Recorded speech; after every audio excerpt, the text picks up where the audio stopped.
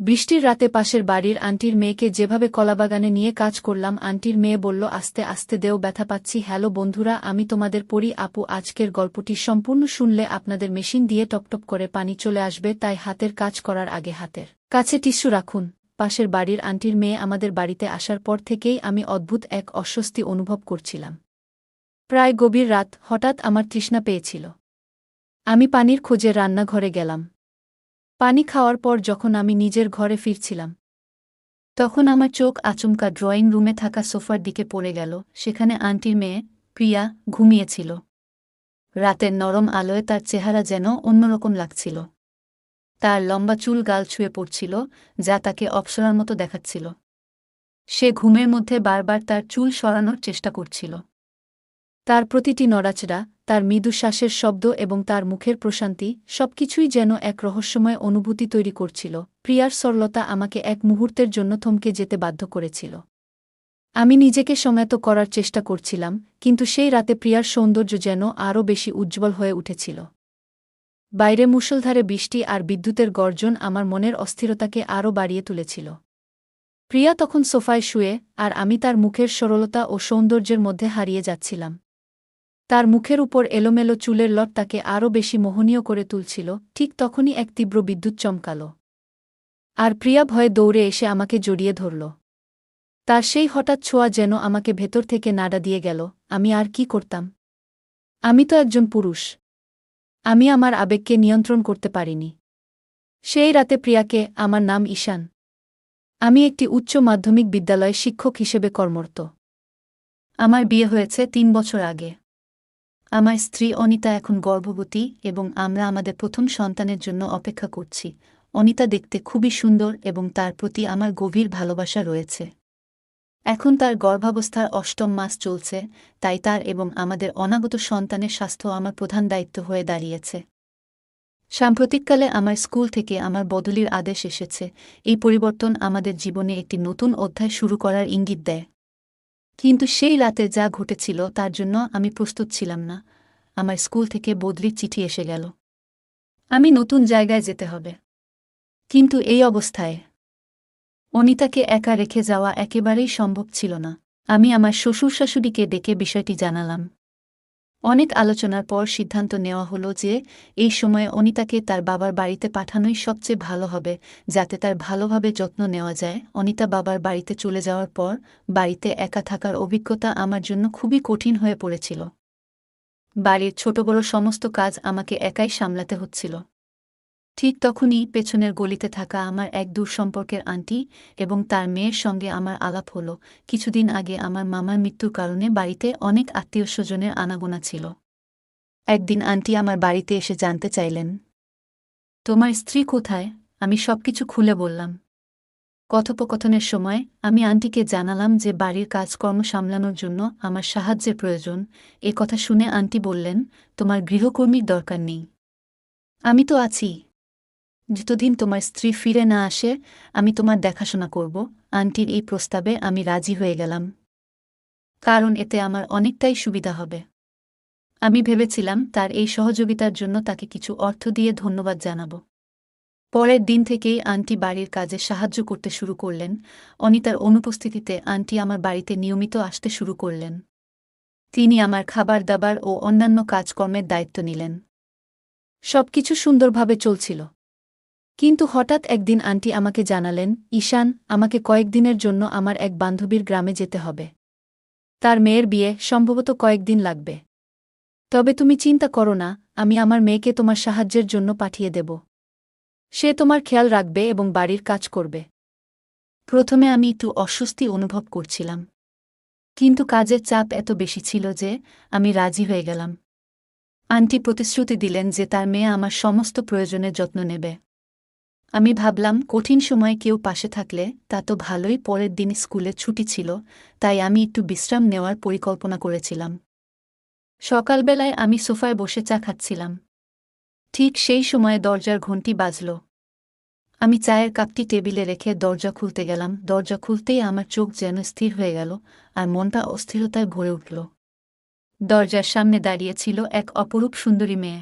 তার চেহারায় ছিল নিষ্পাপ একটা সৌন্দর্য, আর তার পোশাক ছিল আধুনিক, যেন কোনো চলচ্চিত্রের চরিত্র থেকে উঠে আসা। আমি কয়েক মুহূর্তের জন্য বিস্ময়ে তাকিয়ে রইলাম।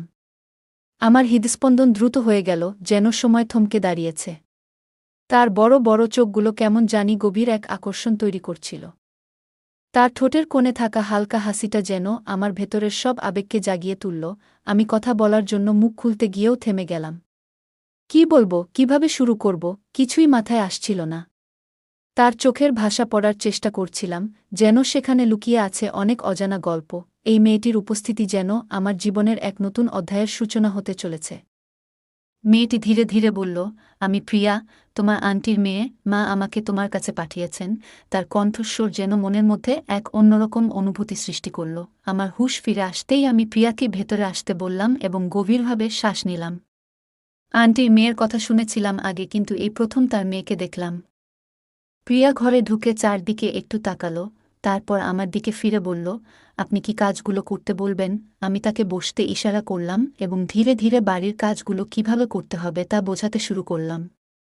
বুঝিয়ে দেওয়ার সময় আমি লক্ষ্য করলাম সে খুবই বুদ্ধিমতী এবং কাজগুলো দ্রুত বুঝে নিচ্ছে। তবে আমার মনে একটি প্রশ্ন ঘুরপাক খাচ্ছিল। আমি একটু সাহস নিয়ে জিজ্ঞাসা করলাম, প্রিয়া, তুমি তো বেশ বড় হয়েছ, তাহলে এ ধরনের শর্ট ড্রেস কেন পরেছ?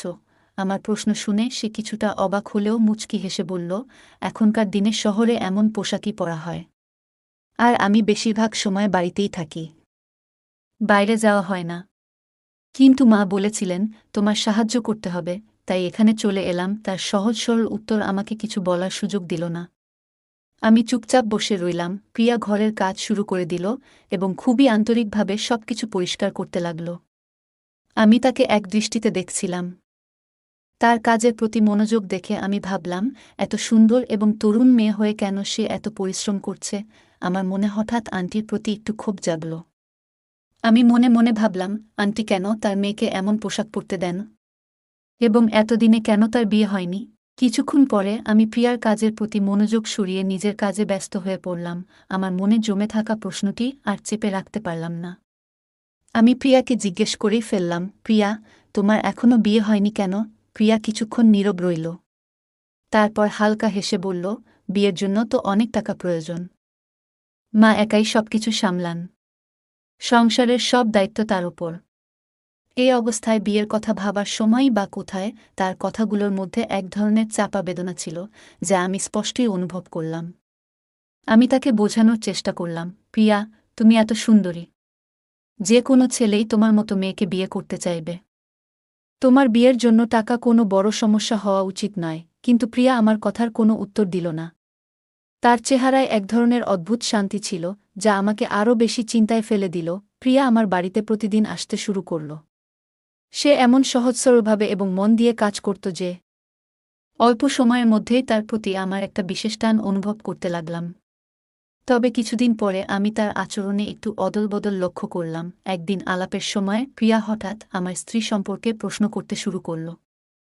আমি কোনো দ্বিধা ছাড়াই তাকে সবকিছু জানিয়ে দিলাম। আমার কথা শুনে প্রিয়ার মুখে অদ্ভুত এক আনন্দের ছাপ ফুটে উঠল। তার চোখমুখে যেন একটা আলাদা উজ্জ্বলতা দেখা দিল। মনে হচ্ছিল সে খুশি এই ভেবে যে অনিতা আরও কয়েক মাস বাড়ি ফিরছে না। এরপর থেকে প্রিয়ার আচরণ আরও অদ্ভুত হয়ে উঠল।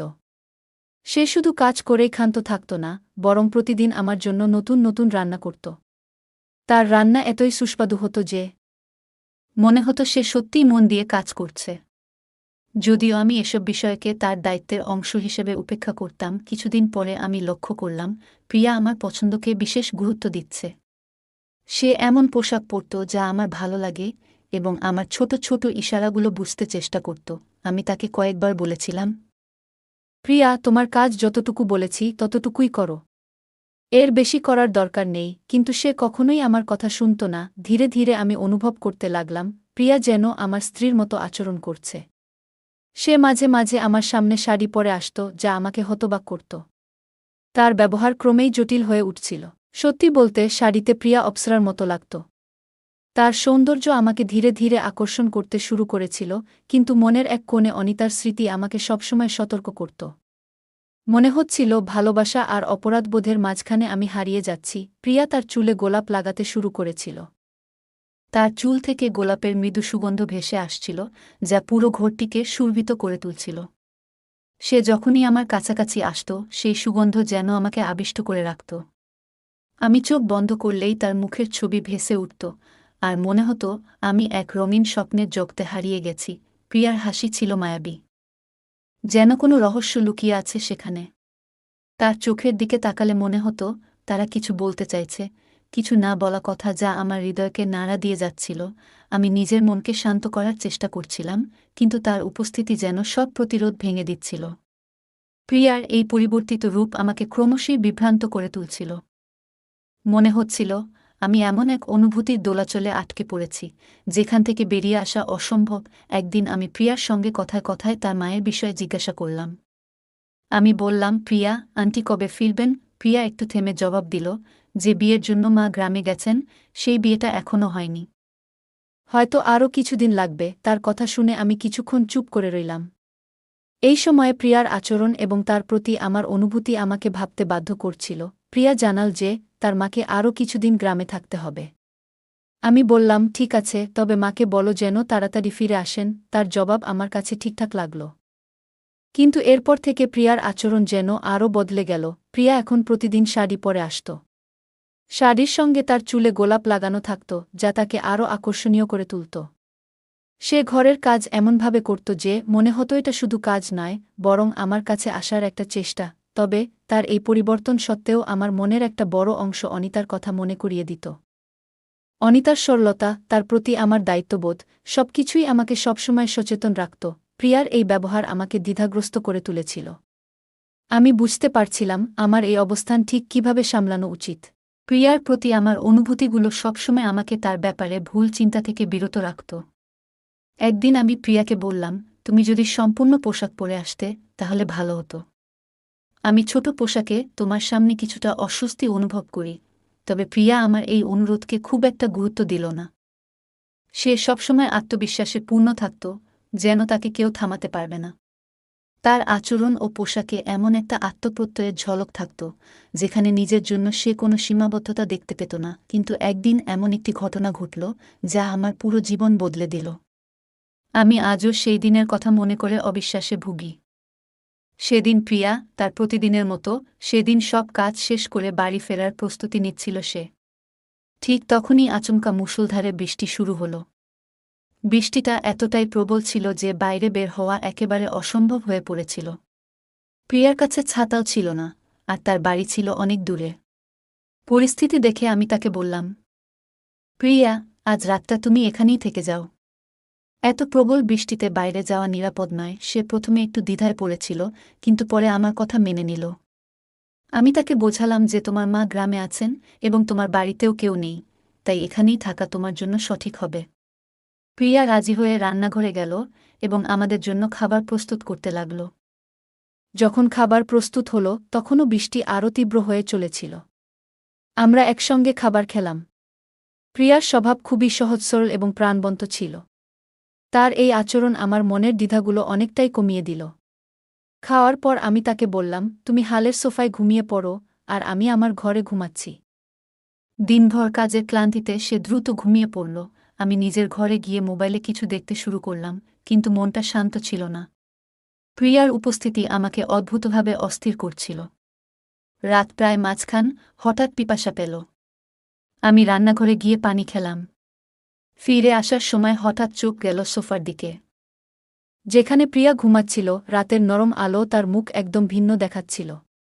সে যেন কোনো অপ্সরা। তার লম্বা চুল গাল ছুঁয়ে পড়ছিল, আর ঘুমের মধ্যেই বারবার চুল সরানোর চেষ্টা করছিল। তার প্রতিটি নড়াচড়া, মৃদু নিঃশ্বাসের শব্দ আর মুখের সরলতা আমাকে থমকে দিয়েছিল। আমি নিজেকে সামলানোর চেষ্টা করলাম, কিন্তু সেই রাতে প্রিয়ার সৌন্দর্য যেন আরও বেশি উজ্জ্বল হয়ে উঠেছিল। বাইরে বৃষ্টির শব্দ আর বিদ্যুতের ঝলকানি আমার মনে অদ্ভুত এক ঝড় তুলেছিল। বাইরে মুষলধারে বৃষ্টির শব্দ আর বিদ্যুতের ঝলকানি যেন আমার অস্থিরতাকে আরও বাড়িয়ে তুলছিল। প্রিয়া তখন সোফায় শুয়েছিল। আমি তার মুখের সরলতা আর সৌন্দর্যের মাঝে যেন হারিয়ে গিয়েছিলাম। তার মুখে ছড়িয়ে থাকা চুলের কয়েকটি এলোমেলো লট তাকে আরও আকর্ষণীয় করে তুলেছিল। হঠাৎ একটি প্রচণ্ড বজ্রপাত হল। ভয়ে প্রিয়া দ্রুত উঠে দাঁড়াল এবং আতঙ্কে আমাকে জড়িয়ে ধরল। তার এই অপ্রত্যাশিত স্পর্শ যেন আমাকে ভেতর থেকে নাড়া দিয়ে গেল। আমি তার পিঠে হাত রেখে তাকে শান্ত করার চেষ্টা করলাম। সেই মুহূর্তে তার উপস্থিতি আমার মনের গভীরে এক অদ্ভুত অনুভূতির জন্ম দিয়েছিল। আমি নিজেকে স্থির রাখার চেষ্টা করছিলাম, কিন্তু তার চোখের ভয় এবং আমাদের এত কাছে থাকার অভিজ্ঞতা আমার ভেতরের ইচ্ছেগুলোকে আরও জাগিয়ে তুলছিল। বাইরে ঝড়ের গর্জন চলছিল, কিন্তু আমার মনের ভেতরে চলছিল আরেক রকমের অস্থিরতা। আমি তাকে সান্ত্বনা দিতে আলতোভাবে কাছে টেনে নিলাম। সে ভয়ে আরও বেশি করে আমাকে আঁকড়ে ধরল। মনে হচ্ছিল আমাদের দুজনের অস্তিত্ব যেন এক হয়ে যাচ্ছে। বৃষ্টির ধারাপাত অবিরাম চলছিল, থামার কোনো লক্ষণ দেখা যাচ্ছিল না। তার উষ্ণতা আমাকে সেই অনুভূতিগুলোর কথা মনে করিয়ে দিচ্ছিল, যা আমি বহুদিন ধরে নিজের মধ্যে লুকিয়ে রেখেছিলাম। হঠাৎ প্রিয়া নিচু স্বরে বলল, ঈশান, তোমাকে প্রথম যেদিন দেখেছিলাম সেদিন থেকেই আমি তোমাকে পছন্দ করি। তাই আমি সবসময় তোমার কাছাকাছি থাকার অজুহাত খুঁজতাম। তার কথাগুলো আমার হৃদয়ে এক অদ্ভুত ঝাঁকুনি দিল। সে এতটা খোলামেলা তার অনুভূতি প্রকাশ করছিল, আর আমি নিজেকে সংগত রাখার জন্য লড়াই করছিলাম। সেই রাতে আমরা দুজনই একে অপরের উপস্থিতিতে হারিয়ে গিয়েছিলাম। বৃষ্টি ধীরে ধীরে থেমে গিয়েছিল। প্রিয়া আমার কাছ থেকে একটু দূরে সরে গিয়ে শান্তভাবে ঘুমানোর চেষ্টা করল। কিন্তু আমার মধ্যে তখন অপরাধবোধ আর নানা চিন্তার ঢেউ উঠছিল।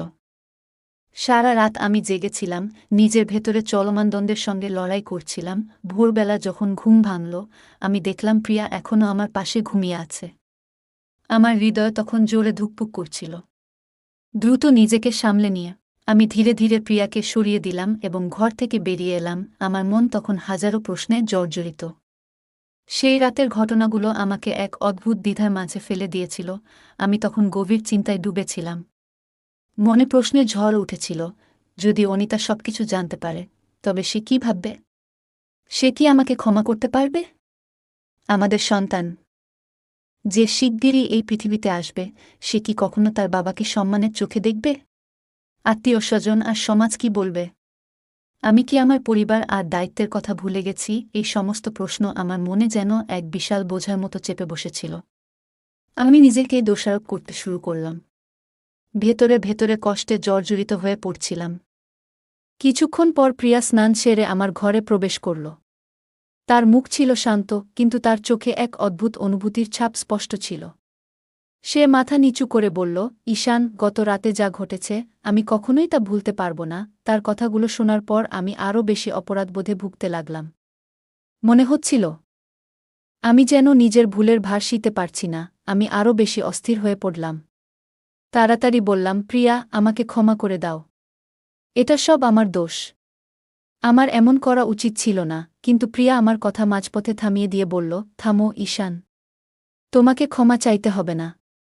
দোষ আমারই ছিল। আমি যেদিন থেকে তোমার বাড়িতে এসেছি, তুমি কখনো আমাকে ভুল চোখে দেখোনি। তোমার এই ব্যবহারই আমাকে মুগ্ধ করেছে। সে আরও বলল, তুমি একদিন আমাকে ছোট পোশাক না পরে পুরো পোশাক পরতে বলেছিলে। এই কথা আসলে আমার মা বলার কথা ছিল, কিন্তু তুমি সেটা বলেছ আমার সম্মানের কথা ভেবে। তুমি সবসময় আমার ভালোর কথা ভেবেছ, আর এটাই আমাকে তোমার দিকে আকৃষ্ট করেছে। তার এই কথাগুলো শুনে আমি আরও বেশি অস্বস্তিতে পড়ে গেলাম। আমি বুঝতে পারছিলাম না তার কথার কি জবাব দেব। প্রিয়া আরও বলল, ঈশান, আমি এখানে তোমার সঙ্গে একা থেকেও কখনোই তোমার কাছ থেকে কোনো খারাপ আচরণ পাইনি। এটাই আমাকে বিস্মিত করেছে। আমি তোমার স্ত্রীকে নিয়ে অনেকবার ভাবতাম এবং মনে মনে তার প্রতি ঈর্ষান্বিত হতাম। তাই আমি তার সম্পর্কে সব জানতে চেয়েছিলাম এবং তার মতো হওয়ার চেষ্টা করছিলাম। শাড়ি পরা, চুলে ফুল গুজে রাখা, সবই তোমার মনোযোগ আকর্ষণ করার জন্য ছিল। কিন্তু তবুও তুমি আমাকে কখনোই অন্যভাবে দেখোনি। সত্যি বলতে, তোমার মতো সৎ মানুষ আমি আর কখনো দেখিনি। প্রিয়া এসব বলছিল, আর তার প্রতিটি কথা যেন আমার মনে অদ্ভুত এক ধরনের অস্বস্তি আর অপরাধবোধ সৃষ্টি করছিল। আমি তখন অপরাধবোধে ডুবে গিয়েছিলাম, ঠিক যেন কোনো দোষী ব্যক্তি। কিছুক্ষণ চুপ থাকার পর আমি বললাম, প্রিয়া, আমাকে ক্ষমা করে দাও। যা হয়েছে তা ভুলে যাও। আমি তোমাকে কিছু টাকা দেব। কাল থেকে তুমি আমার বাড়িতে আর আসবে না। প্রিয়া শান্ত গলায় বলল, ঈশান, আমি কোনো টাকা চাই না। যা ঘটেছে তা শুধু আমাদের মধ্যে থাকবে। তুমি নিশ্চিন্ত থাকো। আমি কখনো কাউকে কিছু বলবো না। তোমার স্ত্রীকেও এই বিষয়ে কিছু জানতে দেব না। আমি তোমার সংসার ভাঙতে চাই না। যা হয়েছে তাতে আমি তোমার মতোই দায়ী ঈশান, চিন্তা করো না। এই কথা বলে প্রিয়া চলে গেল। তারপর থেকে আমি কয়েক দিনের জন্য স্কুলে যাওয়া বন্ধ করে দিলাম। বাড়িতেই সময় কাটাতে লাগলাম, কারণ কোথাও মন বসছিল না। এরপরে প্রিয়া আর কখনো আমার কাছে আসেনি। এমনকি আন্টিও কয়েক দিনের জন্য আসা বন্ধ করে দিলেন। সময় ধীরে ধীরে কেটে যাচ্ছিল। একদিন হঠাৎ আমার স্ত্রী ফোন করল। সে বলল, তুমি বাবা হয়েছ। তোমার একটি চাঁদের মতো ছেলে হয়েছে। সেই দিন থেকে আমি আমার ছেলের আনন্দে এতটাই মগ্ন হয়ে পড়লাম যে সেই রাতের ঘটনা সম্পূর্ণ ভুলে গেলাম। আমার স্ত্রী বাড়ি ফিরে এসেছিল, আর আমি আমার স্ত্রী ও ছেলের সঙ্গে সুখী জীবন কাটাচ্ছিলাম। কিন্তু একদিন হঠাৎ দরজার বেল বাজল। আমি দরজা খুলে দেখলাম দরজার সামনে একটি উপহার রাখা রয়েছে। আমি চারপাশে তাকালাম, কিন্তু কাউকে দেখতে পেলাম না। এরপর আমি উপহারটি তুলে নিলাম এবং বাড়ির ভেতরে এসে আমি ধীর পায়ে উপহারটি খুললাম। ভিতরে ছোট শিশুর খেলনা, নরম তুলতুলে জামাকাপড় এবং একটি লাল গোলাপ রাখা ছিল। মুহূর্তেই বুকের ভেতরটা কেঁপে উঠল। বুঝতে আর বাকি রইল না, এটি প্রিয়া রেখে গিয়েছে। মনের মধ্যে এক অদ্ভুত ভারী অনুভূতি তৈরি হল। স্মৃতিগুলো চোখের সামনে ভেসে উঠতে লাগল। তার হাসি, তার ছোঁয়া, আর সেই দিনগুলোর কথাগুলো মনে পড়তে লাগল। ঠিক তখনই আমার স্ত্রী জিজ্ঞাসা করল, এই উপহারটি কে রেখে গেল? আমি চুপ করে দাঁড়িয়ে রইলাম। চোখ পড়ল উপহারের সঙ্গে রাখা একটি চিঠির দিকে। হাত কাঁপতে কাঁপতে চিঠিটি তুললাম এবং পড়তে শুরু করলাম। চিঠিতে আমার ছেলের জন্য শুভকামনা জানানো হয়েছিল। প্রতিটি শব্দ যেন আমার হৃদয়কে টেনে বের করে আনছিল। কিন্তু প্রেরকের নামের জায়গাটি ফাঁকা ছিল। মনে হচ্ছিল সেই ফাঁকা জায়গা যেন প্রিয়ার অস্তিত্বের ছায়া হয়ে রয়ে গেছে। আমি স্ত্রীর দিকে তাকিয়ে হাসির আড়ালে চোখের জল লুকিয়ে বললাম, এটি হয়তো কেউ শুভেচ্ছা পাঠিয়েছে। সে কিছু বলতে যাচ্ছিল, কিন্তু ঠিক তখনই আমাদের ছেলে জোরে কেঁদে উঠল। স্ত্রী সবকিছু ভুলে তাড়াতাড়ি ছেলের কাছে ছুটে গেল। আমি এক মুহূর্ত দাঁড়িয়ে রইলাম। মনে হলো আমার ভেতরের এক অংশ যেন চিরতরে হারিয়ে গেল। এরপর থেকে আমি আর কখনো প্রিয়াকে দেখতে পাইনি। সে তার কথা রেখেছিল। নিজেকে হারিয়ে আমার সংসারকে সুখ এবং শান্তির আশ্রয় দিয়েছিল। আমি জানি কোথাও না কোথাও থেকে সে এখনও আমাদের দেখে হাসছে। বন্ধুরা, এই ছিল আজকের গল্প। যদি এই গল্পটি ভালো লেগে থাকে তাহলে দয়া করে ভিডিওটি লাইক, শেয়ার এবং আমাদের চ্যানেলটি সাবস্ক্রাইব করুন। পাশে থাকা বেল আইকনটি প্রেস করুন, যাতে করে আমরা যখনই নতুন ভিডিও আপলোড করি তার নোটিফিকেশন সবার আগে আপনার কাছে পৌঁছে যায়। ধন্যবাদ। দেখা হবে আমাদের পরবর্তী ভিডিওতে।